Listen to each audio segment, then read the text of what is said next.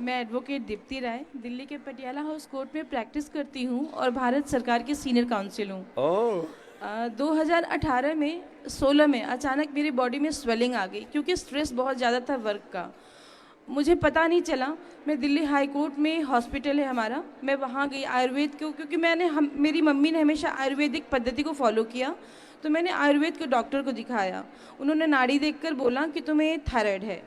उन्होंने मुझे कुछ दवाइयाँ दी, मैंने खाई और फिर तब तक ठीक हो गया। फिर 19 में बहुत ज़्यादा स्वेलिंग बॉडी में, बहुत ज़्यादा हेयर वापस बीमारी ने जी। अटैक डाला। ये बीमारियां भी बीच बीच में और आदमी को फफेड़ देती हैं, जी, अटैक करती हैं। स्वेलिंग इतनी ज़्यादा थी कि लिटरली मैं बैलून हो गई थी।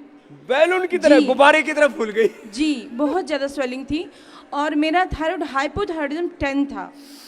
अब क्या हाल है?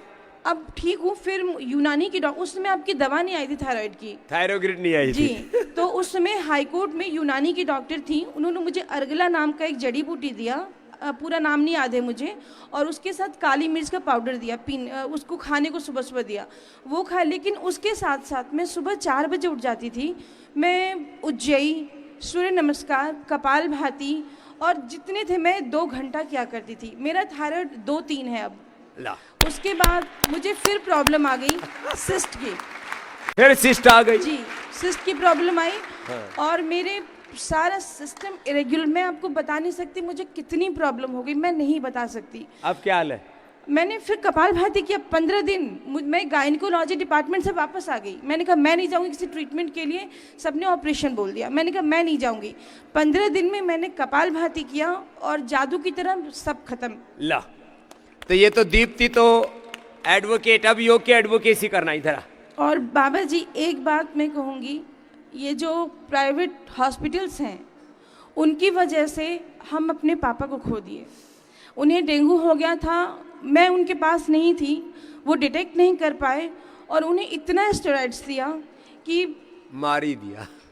दे are killers, they are murderers.